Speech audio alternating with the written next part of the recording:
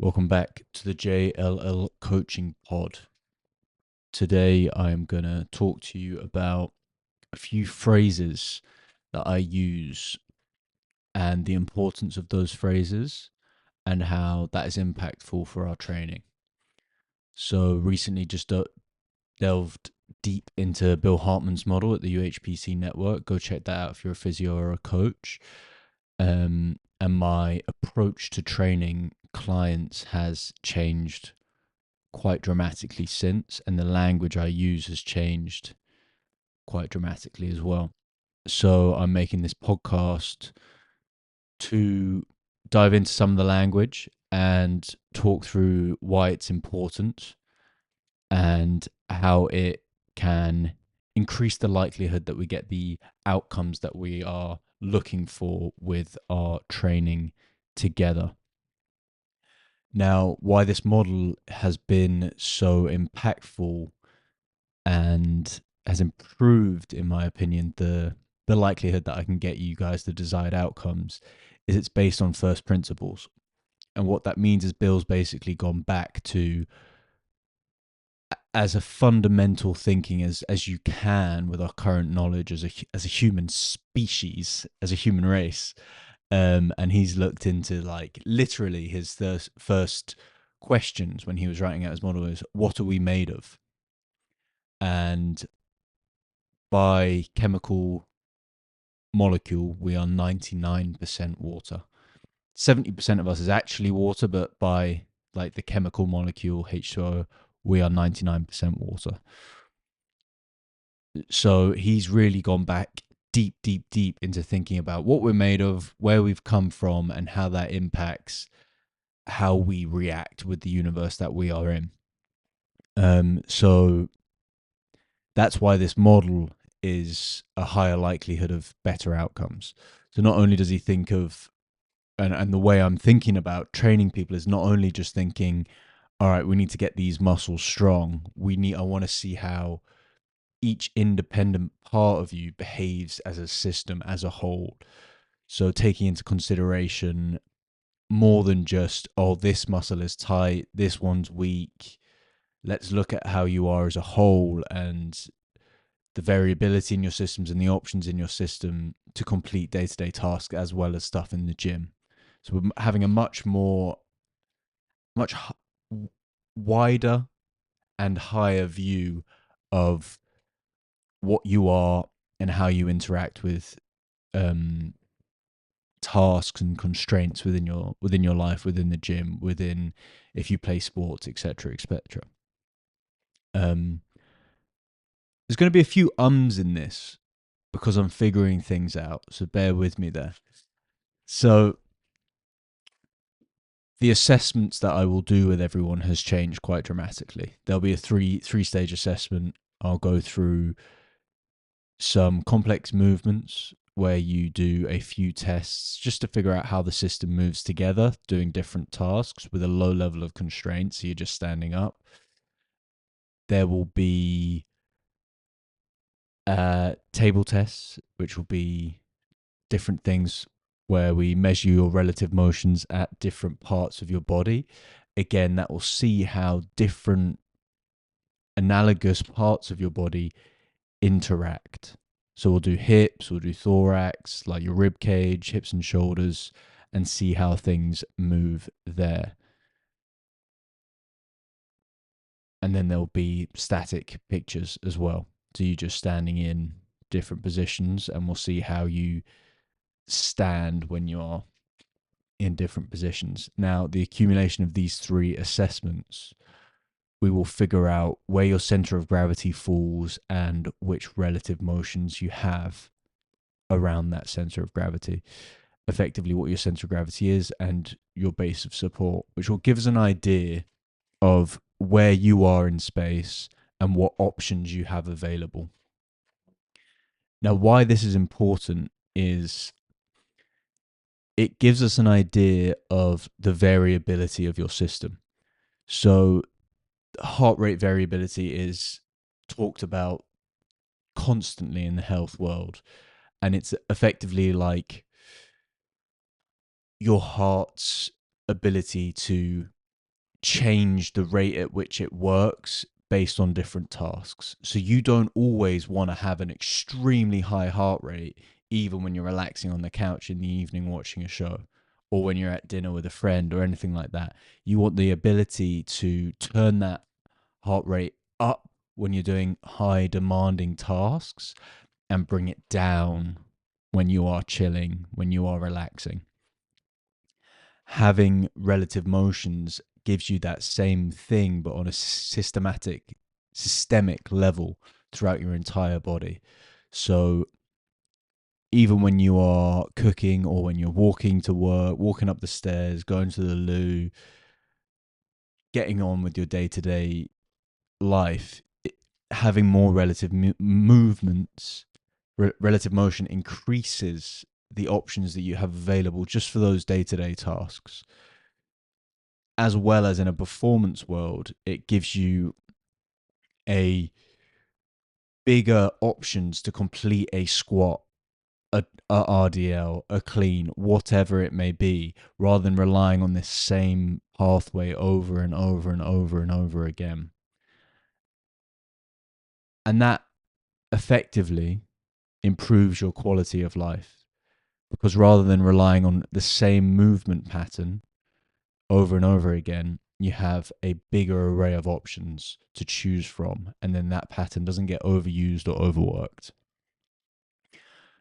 Now, to get into a little bit more of the nitty gritty, when I say relative motions, what I'm talking about is when two bones move in opposite directions from each other. They rotate around each other along a helical angle in different directions. Now, in an ideal world, all bones and joints should move in opposition from each other in order for energy to travel up into our system and project us forward and out of our system. If we do not have relative motions, the energy can pool up around a joint. Say your knee doesn't bend. It's a hard thing to conceptualize, but you could think of it as your foot not moving. So some of you might have a foot that's pushed into the ground and it presents as flat. That is indicative that the foot is not moving fully with full relative motions. And that can lead to pooling of energy at one point. The energy can't pass up through your system, through the relative motions of the joints, get stuck in the foot, and you might get something like plantar fasciitis. So the bottom of your foot hurts, or it could even be that your part of your hip hurts or your knee hurts. Whereas if you have relative motions through those joints, the energy can propagate up through the foot, up to the back of your skull, and send it back down to move you forward through space. Now, this happens with everything. If we're bench pressing, maybe the energy from the potential energy in the dumbbell will transfer through your hand into your body and out, for example. But we're always working with this relationship with potential energy up through the system and kinetic energy coming out. So why we want to achieve relative motions is so that energy doesn't pool in one spot. We don't have that local focal load where we start to get this presentation of pain in a knee, in a hip, in a shoulder, or whatever. So we try and have this systemic approach on improving your relative motions in order to ensure your system has enough variability that you can spread the load evenly throughout your body. In business, if you have a superstar in your team that does everything for you, it makes that team fragile. You want a team where the work is shared evenly amongst various superstars rather than just one. Because if one leaves you, that team is very fragile and can fall apart. We want every single part of the human body to be anti-fragile, to be able to manage loads, manage work, in order for us to function to a high level and maintain that high quality of life. That's what relative motion is, rather than just relying on, oh, the hip has so much relative motion, it's going to do the job of everything. But that hip has a limitation on how much work it can take. We want superstars across the body, across the team that we work with. Now, I talk about center of gravity and base of support with regards to your relative motions because that indicates what movements you have available. Now, your center of gravity, in regards to a scientific, what that means, it's like the highest average load of your mass in your body. Kind of, you can think of it kind of around your belly button, theoretically. But what I'm talking about is a behavioral center of gravity. So rather than the actual center of gravity of where the highest level of mass is, I'm talking about your body behaves in a way as if your center of gravity is in one location. Why this is useful is because where your center of gravity falls is indicative of which relative motions you have available. So the assessment that we go through gives us an idea of where that behavioral center of gravity falls, and we'll also get an idea based on the pictures, based on the table tests, based on the complex movements, where your base of support is. So where your ground contacts are. Do you have a heel that is squared on the ground and that you can sense? Do you have a first metatarsal and a fifth metatarsal on the ground, the knuckles behind the first and fifth toe? If we have those fixed on the ground, we have that base of support on each foot. That gives us again an idea of your relative motions. So a lot of new lingo that we will use with our training. So we've covered relative motions and why that's important, and how that's like relevant for a productive anti-fragile system or team. Talked about center of gravity, what that is, and base of support. You don't have to know exactly how that will look like. That's just my job. I just want you to have a idea of why we're thinking about it from this perspective. Now, I hope you have some questions around that, and I'm happy to answer them. But I'll continue forth. So, you will have an archetypical structure. You'll either be a wider or a narrow person, which will be presented throughout your body in analogous regions. For example, your infrasternal angle and your infrapubic angle, the angle between your bottom ribs and your sternum, is indicative if you are a wide or a narrow. Based on these archetypical structures, you will have a common compensatory pattern in order to manage different constraints of life, such as breathing, in order to stay alive, and different movements over time. So based on your structure, we will have an idea of where you've started. So all of these assessments that we've gone over gives us an idea of where you are now. Your structure is indicative of where you've come from. So it's very important, if you think about this from an evolutionary perspective, to understand where we have come from. We have evolved from these like single-celled organisms all the way up until humans. That's thanks to Darwin we figured this out. Not only is that beautiful because like it helps us relate to other animals, and like they're not different than us, that we're pretty similar to everyone. That's wholesome. That's great. Keep that in our knowledge. Wicked. We don't have to be racist. We're the same. Exactly. It's not that hard to figure out. It is actually. It's really hard to figure out, but Darwin did it. So we're good on that front. So it's important to figure out where we currently are, but it's very important to figure out where we came from. Why? Because that way we can track the sequence of events that got us to where we currently are. And from there, we can reverse engineer you back to where you have relative motion. So when you're born, you have loads of relative motions over time based on your archetype and constraints that you go through in life. That's different tasks, the environment you're in, and who you are, your genetics, all of those things are considered in this journey from where you've come from onto where you are currently. And we will use this information of where you've come from and who you are to create genuinely a new person with a different center of gravity, a new base of support, and hopefully improve relative motions over time. So the great thing about the assessment is it gives us KPIs, which will be your relative motions, KPIs to chase over time that are indicative of improving the relative motions that you have available to you,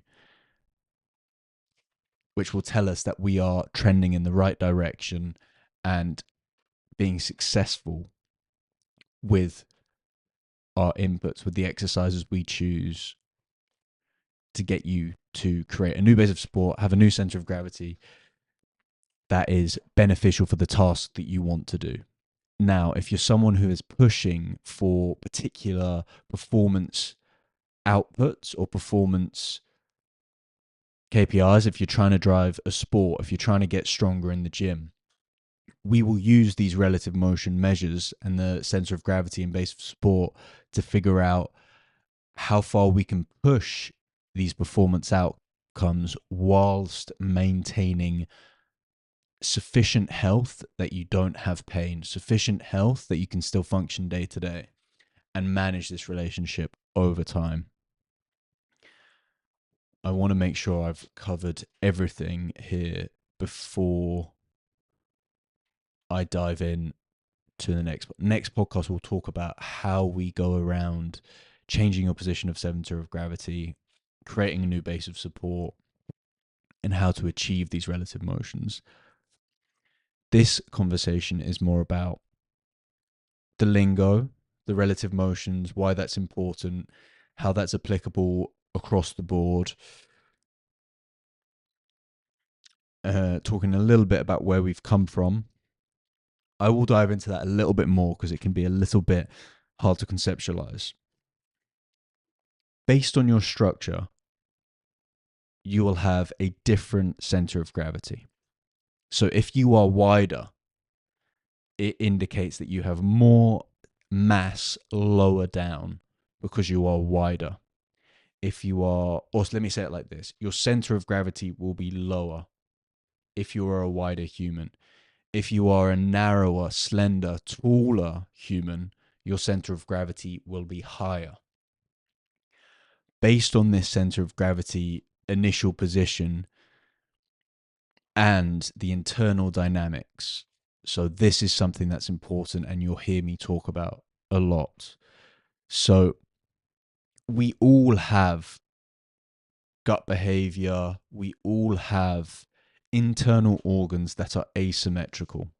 So looking at a human from the outside, you think we are symmetrical. We have 2 arms, 2 legs, 2 eyes, 2 sides of the body, and they look very, very similar. Our skeleton is symmetrical, but behind that, inside of us, our internal dynamics, our organs are different. What is internal dynamics? It's effectively the physics, the forces inside of us, and how that, and yeah, that's internal dynamics, the physics inside of us, the forces inside of us, and how we manage that. So, as I said, we go back, what are we made from? We're mainly water. We have these attachment sites of our organs and a weight like the liver. It's about 2 kilos. It's very heavy. Attaches close to the spine, and it has a forward and to the left momentum based on its attachment site, kind of like this anti-clockwise force production. We have other organs that drive us forward. So we have angular momentum driving us forward. We have this right to left rotational torque from different organs. And this creates a gyroscopic force of precession. And this right to left precession is what helps us be these amazing bipedal animals. We're the only ones that can efficiently stay on two legs over time without us looking like we're falling over constantly. This is why we have this procession in our internal organs that drives us to be able to stay up and be bipedal and walk around in space. However, you don't get any free lunches in life. There's no solutions. There's just trade-offs in complex systems. So we have to manage these internal organs. Even if you're sitting down, even if you're just standing there still, these internal organs, internal dynamics are always driving from right to left. Because of that, we have to manage it. So if you think you've got a force going from right to left, you're standing in a river that's pulling you from right to left, you need to react in order to manage those forces so you don't fall over, so you can continue to be alive. The influence of those internal dynamics gives us a predictable way in combination with your archetype to see how you will react to those internal dynamics. And again, that gives us an idea of the sequence that you will follow based on your archetype and your internal dynamics and the constraints, genes, etc., to see this journey from where you were born to where you are now. And then from where you are now, we can figure out, based on the next podcast episode, we will talk about solutions for you to have more relative motions, have more options for day-to-day tasks, hopefully reduce levels of pain from a systematic approach and drive some good quality outcomes.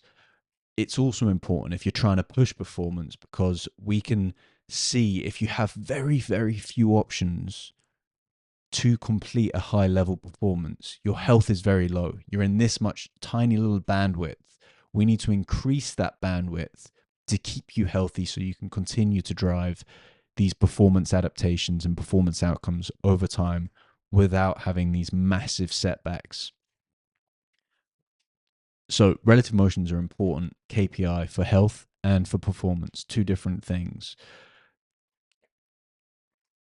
That's going to be the one podcast episode, just talking about big macro ideas and principles that I'm trying to apply to the training methodology. Shout out Bill Hartman for the knowledge, been a legend. This has taken him 35 years of constant reflection and learning and thinking to put this all together, and I get to pick it up in a lot less time than that and apply it. So if you're a physio, coach, whatever, go learn from him. He's great. People I'm working with, hopefully this is going to drive and increase the likelihood that we get the desired outcomes. Thanks for listening. I hope you have a good day.